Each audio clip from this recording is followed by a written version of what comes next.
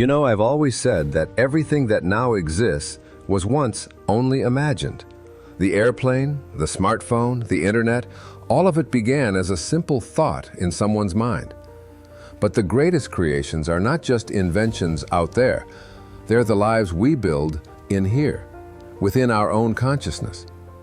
Imagination is the language of the soul. It's how your higher self communicates with you through ideas, through visions, through a whisper that says, "There's more waiting for you." And when you listen to that whisper and begin to imagine your highest self, you start to co-create with the same energy that created worlds. You don't have to ask for permission to imagine. You don't need credentials. You simply need willingness. The willingness to believe in a reality that your eyes cannot yet see. See, the problem is, most people think they'll believe it when they see it. But the truth is, you'll see it when you believe it. That's how creation works. That's how the universe responds to your inner picture. When you align your imagination with your intention, you activate divine creativity.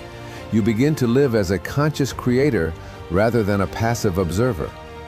Let me give you an example. I used to visualize myself speaking to millions, inspiring people all over the world. At the time, I had no audience, no money, no reputation. But I held that image with unwavering faith. I didn't imagine the obstacles, I imagined the outcome. And life, in its infinite intelligence, rearranged itself to match that picture. That's not magic, that's not luck. That's the law of imagination in motion. So I invite you to imagine your ideal life, not someday, not when you're ready, now. Imagine yourself living in peace, surrounded by abundance, radiating love. Don't wait for evidence, become the evidence. Because what you focus on with feeling expands. And the universe always says yes, yes to whatever image you consistently hold in your mind. So tonight, as you drift off to sleep, see your life as you wish it to be. See yourself healthy, loved, fulfilled, in harmony with your purpose. Let that image soak deep into your subconscious. Your mind doesn't distinguish between what's real and what's imagined. It simply accepts what you give it. Feed it with love. Feed it with vision. Feed it with the highest idea of who you are. Because, my friend, the world you're living in tomorrow is already being created by what you're imagining today. So never limit yourself by what you see. Expand your imagination to include the miraculous, and you'll find the miraculous expanding in you. You have within you the same creative energy that built galaxies, carved mountains, and set the stars in motion. It's not something you have to earn, it's something you already are. The difference between those who live inspired lives and those who live in quiet desperation often comes down to this: how they use their imagination. Most people use their imagination destructively. They imagine what could go wrong. They visualize the worst outcomes. They replay painful memories. And the subconscious mind, which never argues, never debates, simply takes those images as instructions. It begins to shape a reality that matches the fear they feed it. But you, right now, can choose differently. You can take that same power and use it intentionally. You can imagine beauty, health, abundance, love, peace. And as you do, you become a vibrational match to those experiences. The outer world must respond to that inner frequency. You see, the mind is a powerful instrument.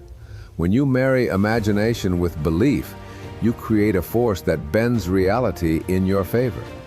And the way to do it isn't by straining, forcing, or demanding. It's by allowing. Allow the image of your ideal life to unfold naturally. See it as already done. Feel it, smell it, live it in your inner world as if it were your outer one. That inner rehearsal plants the seed in your subconscious, and soon enough, the universe begins to send you the right people, the right opportunities, the right timing. Everything you need to fulfill that vision. I remember saying once, when you change the way you look at things, the things you look at change. That's not just a nice quote, that's the essence of creation. Your perception shapes your reality. Your inner vision determines what you attract. So if you want to change what you experience, start by changing what you imagine. Let's do something right now. Close your eyes if you can. Take a deep breath. And picture yourself as the highest version of who you can be. Not a future self far away, but a present self, right here, right now. See yourself living in peace. See yourself doing what you love, surrounded by those who support your highest good. Feel gratitude as if it's already real, because it is real in the dimension of spirit. You are simply bringing it into form. You don't need to know how. You don't need to know when. The universe handles that. Your only job is to imagine and believe. When you align your imagination with the feeling of gratitude, you place yourself in harmony with divine intelligence. Things begin to move that you could never manipulate by effort alone. Doors open, paths clear, synchronicities appear. You step into what I call the flow. And here's the beauty of it all. The more you live from imagination instead of memory, the freer you become. Memory keeps you stuck in the past. Imagination sets you free to create a new future. So each morning, instead of rehearsing what went wrong yesterday, imagine what can go right today. Picture yourself smiling, grateful, and full of purpose. Picture yourself walking through the day as an instrument of peace, guided by something higher than circumstance. That's not wishful thinking. That's alignment with Source. You are literally designing your life through thought, belief, and imagination. So, tonight, before bed, remember this. Your imagination is your sacred workshop. It's where you build the blueprints of the life you wish to live. Hold that vision gently, consistently, lovingly, and the universe will echo it back to you in form. Because when you dare to imagine, you are daring to co-create with God. Imagination, to me, is not merely the act of forming pictures in the mind. It is a bridge between the conscious and the unconscious. It is how the unseen speaks to the seen. Through imagination, you converse with the deeper layers of your soul. In my years of studying the psyche, I found that every human being carries within them a vast inner world, an ocean of symbols, memories, and archetypes. These are not illusions. They are the raw material of your being. When you imagine, you are touching the surface of that ocean. You are giving shape to what your soul has always known.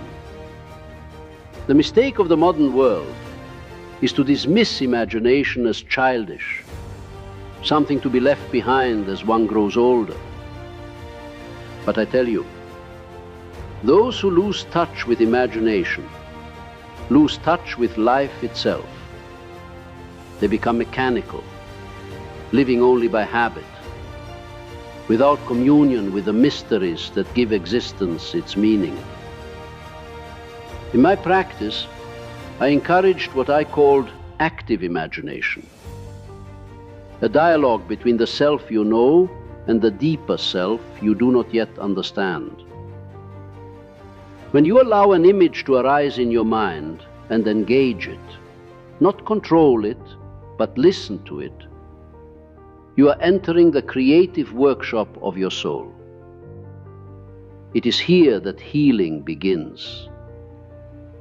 If you're troubled, lost, or uncertain, do not run from the images that come to you in dreams or in solitude. Sit with them. Speak with them. Ask them what they want you to see. Your imagination is not your enemy. It is your ancient ally. Through imagination, you meet the inner child, the wise elder, the lover, the shadow. all parts of you seeking harmony. When you accept these figures and integrate them, you become whole. And that wholeness is the foundation of true creativity.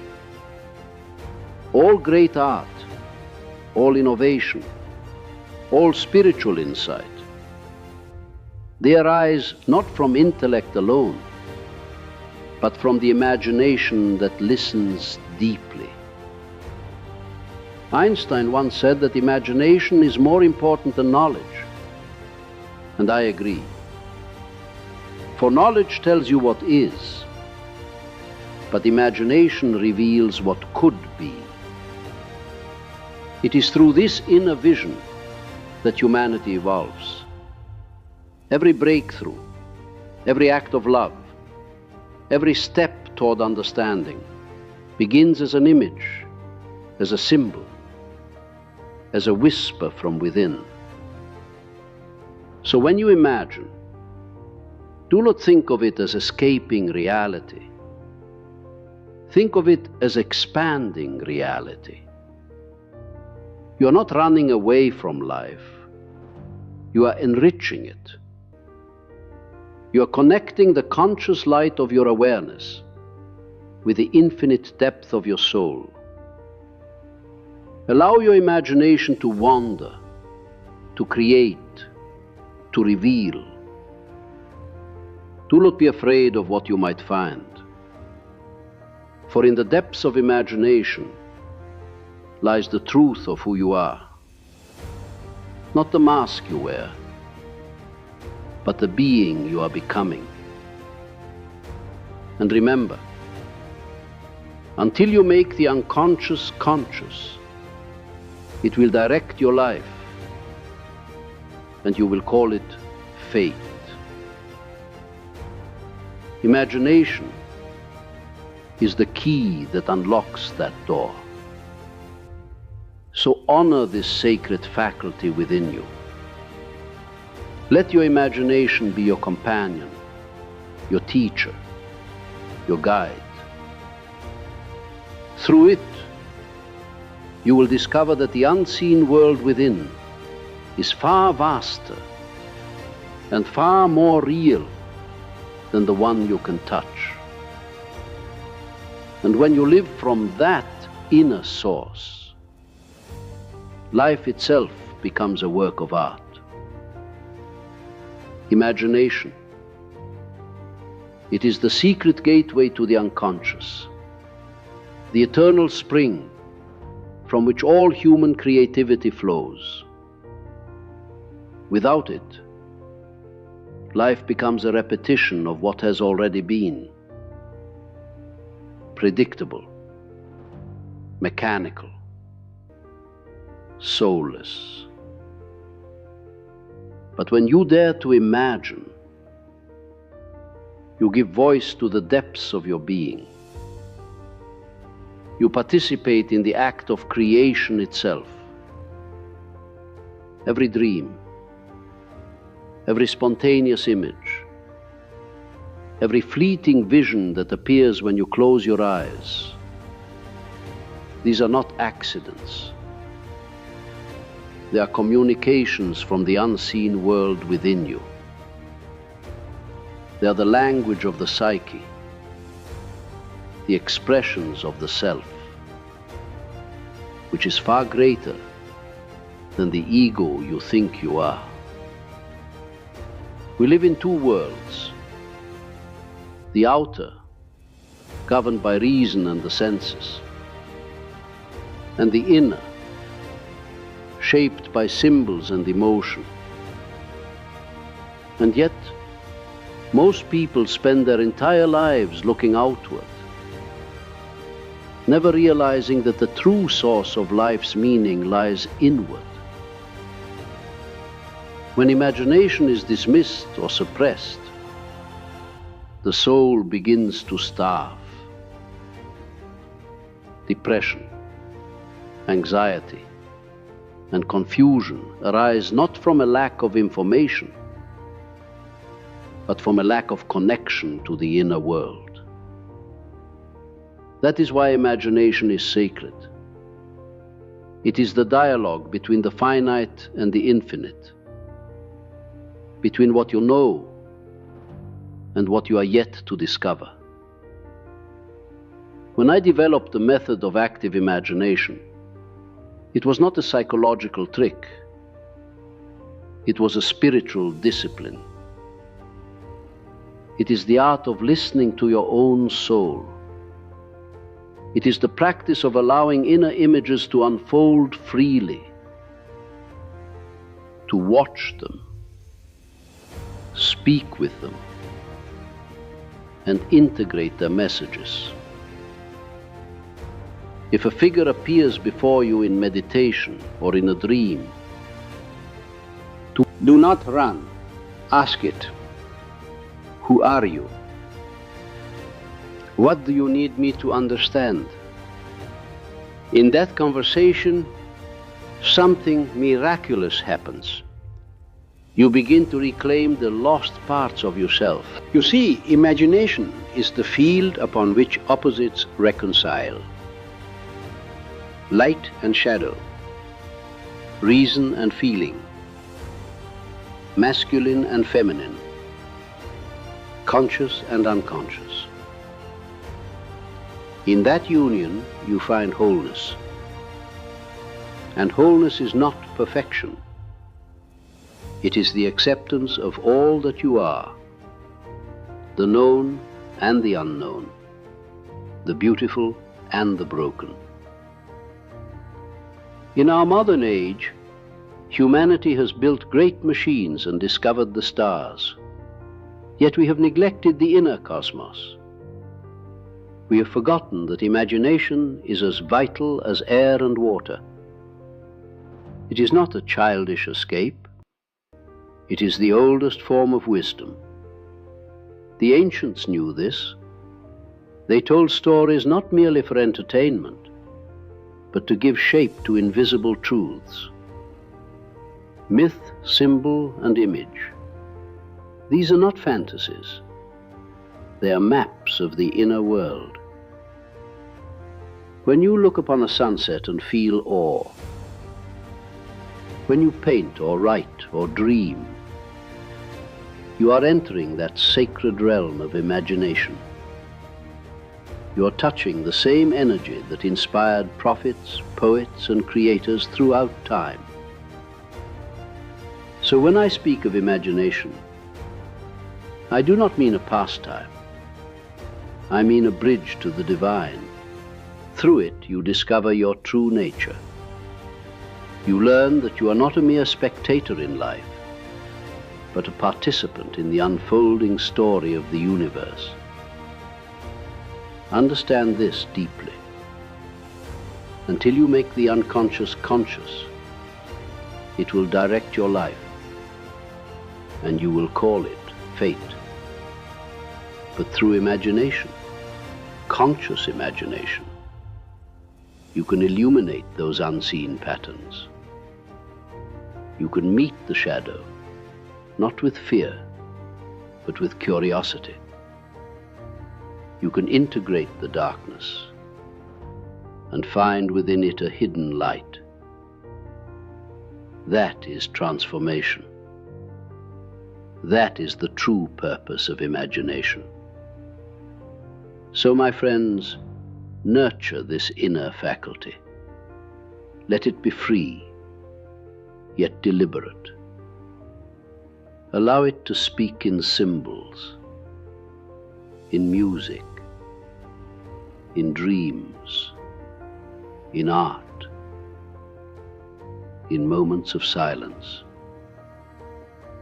When you honor the images that arise within, you begin to live in harmony with your own soul. And what could be more real than that? Do not be afraid of what the imagination reveals. It may show you what you have avoided, or what you have forgotten.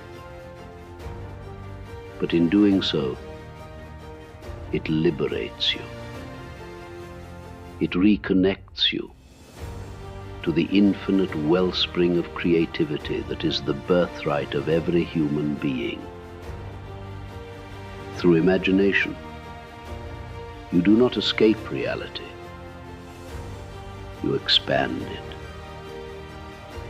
You add depth, mystery, and meaning to existence. And in the end, you realize that life itself is an image, a divine dream in motion, of which you are both the dreamer and the dream.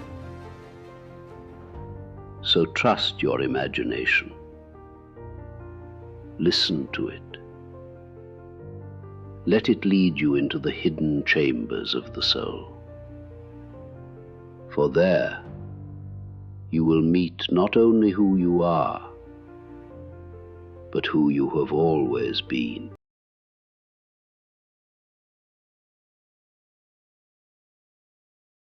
Everything you see in this world began first as an image in someone's mind. Imagination is not merely a play of fantasy. It is the creative power itself, the power of God within you. When you imagine, you're not daydreaming. You are shaping reality. You are planting seeds in the unseen realm. And every seed by law must bring forth after its kind.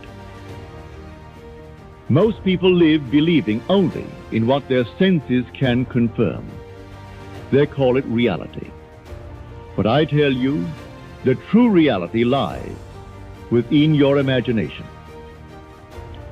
If you wish to change your outer world, you must first change the inner picture you hold of yourself.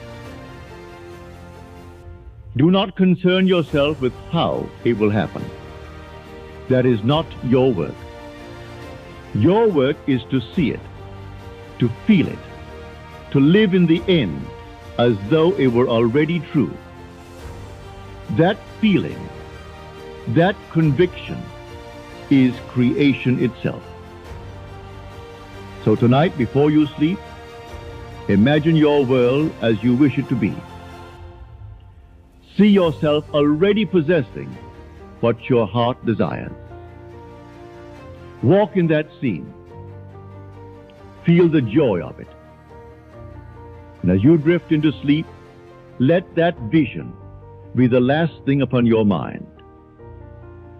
You will discover, in time, that imagination is not fiction. It is the doorway to the infinite. To imagine boldly is to commune with the divine within you. And remember this, what you dare to imagine, you can bring to pass.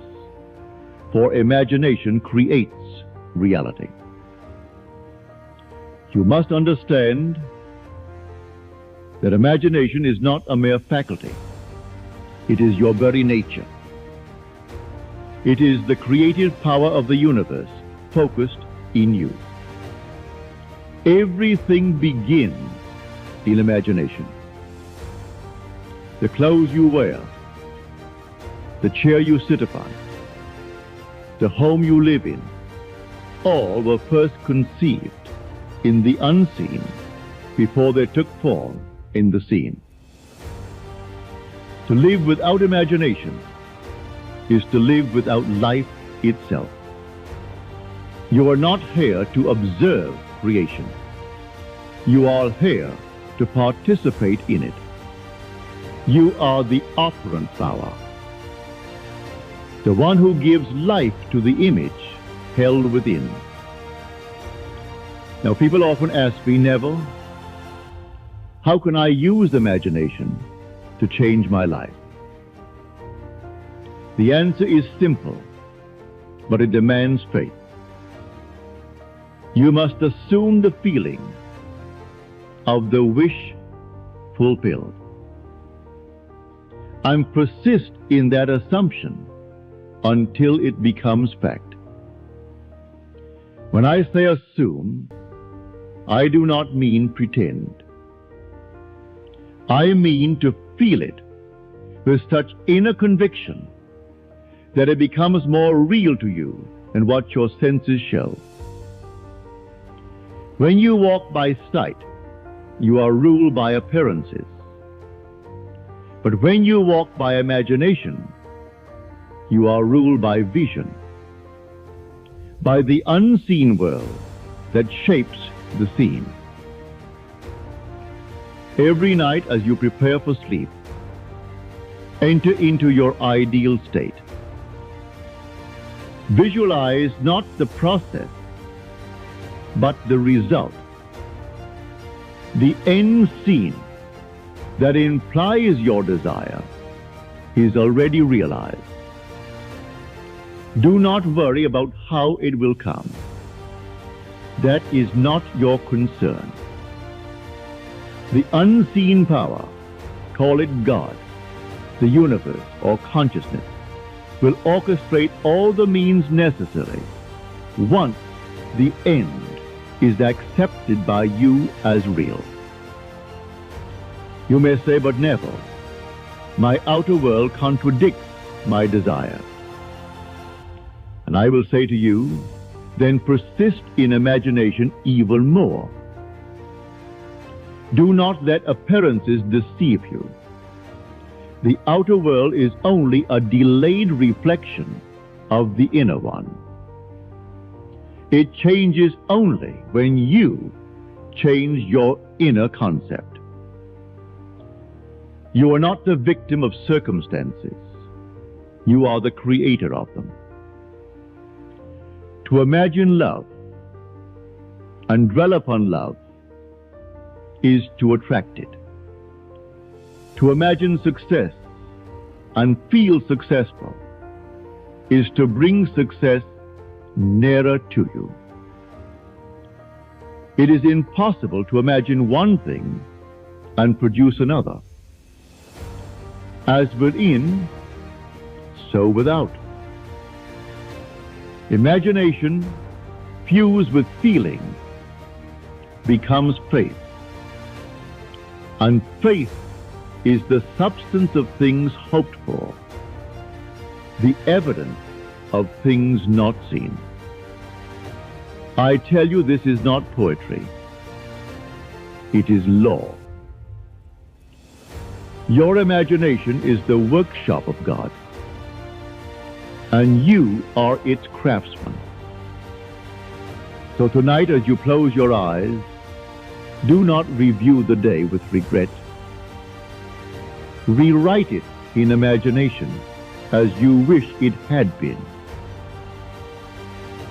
See yourself acting, speaking, and being exactly as you desire. Feel the satisfaction of that new reality. When you awaken tomorrow, you will find life beginning to shape itself to match the image you have impressed upon your mind. Live each day knowing this truth. The world is yourself pushed out. Change your imagination, and you change the world. And so, my friends, let us imagine nobly. Let us imagine lovingly. For whatever we imagine in love and faith must, by law, become our experience.